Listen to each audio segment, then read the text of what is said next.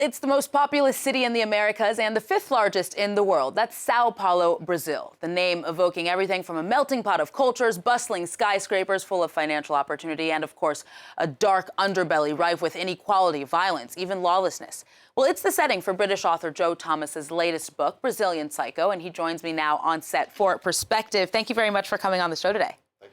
So the title of your book, Brazilian Psycho, of course, has echoes of Bret Easton Ellis's American Psycho. If this is intentional, as I imagine it is, why the inspiration? To be honest, it's playful. I was looking for a title that would work for a book that, although based in Sao Paulo, would represent Brazil. I hoped beyond the city, and it was the titular Brazilian Psycho. Who is that in the book? And one of the questions that you might come away from reading is wondering who that could be. Obviously, at the time of publication, the politics has changed. Previous president had some very, very hostile and aggressive views, and it might be that he's the Brazilian Psycho. However, there are a number of kind of threads within it. I think that Bret Easton Ellis's book is very, very different, of course. But one of the things I admired about it is that it has a kind of social commentary that runs through it. And I like the idea of a playful title with a nod to that, but which is actually a big kind of epic, hopefully social crime novel. So the title may be playful, but of course the subject matter may be a little bit less so. Why tell the story of Sao Paulo then through the lens of crime? The crime offers an insight into the layers of society, I think, most importantly. You can kind of unpeel different elements of it. The inequality of the city, as you mentioned at the top there, is extremely visible. And yet the kind of currents of corruption that create that inequality are not so visible. Crime allows you to look at both sort of street level and then very much corporate or political or structural crime. And I think that what I attempted to do through the book is to kind of join the dots through some of those layers of society and look at the fact that you have people who are trying to do good at each point, but then a lot of people who are not. And I feel that the crime genre has a kind of obligation to be a political genre of writing, and because of the fact that you can investigate what society is. I'm not interested in the whodunit question, and I never have been, that sort of cozy crime element. Not to be disrespectful to those other writers. I'm much more interested in why something happened, and I think that my books tend to be and almost exclusively based on real life, based on true stories of inequality. And I think that you have a kind of responsibility to address that question if you want to approach a subject like this. So that's really, crime offers that, I think. And I think as a narrative, it offers the opportunity to explore and investigate.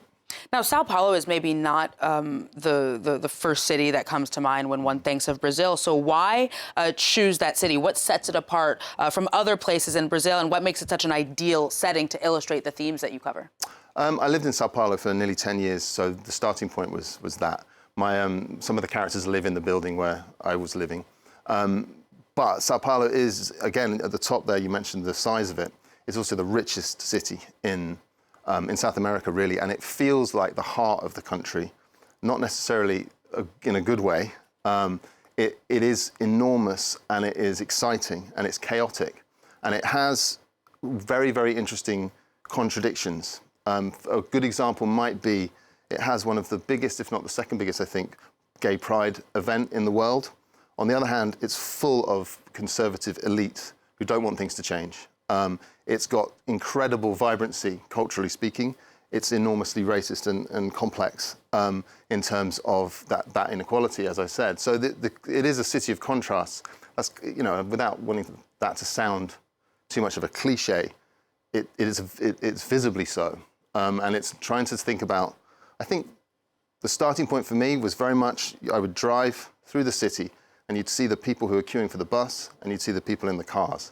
And straight away you can see the difference. And you wanted to work out why that happened, I think. You dedicated the book, you talked a little bit about inequality and racism there, and you dedicated this book to Marielle Franco, who was assassinated in 2018. What's the link to her story and, again, the subject matter that you cover? In terms of the novel and the story that I addressed, there is no real link at all, except that Marielle was also based in Rio. But I felt that it was she was an inspirational figure and remains so. And I feel that she represented something of what I wanted to communicate in the novel, which was this sense of struggle, a fight against inequality, but then also to be a terrible, tragic victim of corruption, effectively. So yeah, the connection was more in sort of spirit than in terms of subject matter. So politics, of course, is also interlaced into this story, which starts with the election of a left-wing government, moves to the arrival of Jair Bolsonaro. How do you think things changed in Rio with the arrival of Jair Bolsonaro? And do you think that Lula is well-equipped or better equipped to address some of the challenges that you discuss? This is a good question. The novel, the novel begins in 2003, as you say. Lula's early years were extremely effective and successful.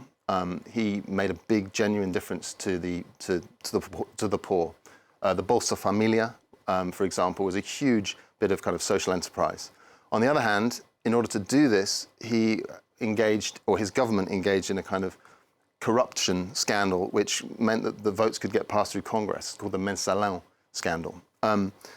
So there was this strange situation where you have a president doing good, and yet, then of course this collapsed when Dilma was in charge, and Bolsonaro effectively took advantage, I think, of that. I think it's hugely positive that Lula is back in government, but I think that Brazilian politics is flawed and undermined by a number of things that we probably don't have time to go into. Indeed. Unfortunately, that is perfect timing, because that is all we have time for today. Joe Thomas certainly makes me very, very curious about learning more about Sao Paulo, author of Brazilian Psycho. Thank you very much for coming on the show today. Thank you very much for having me.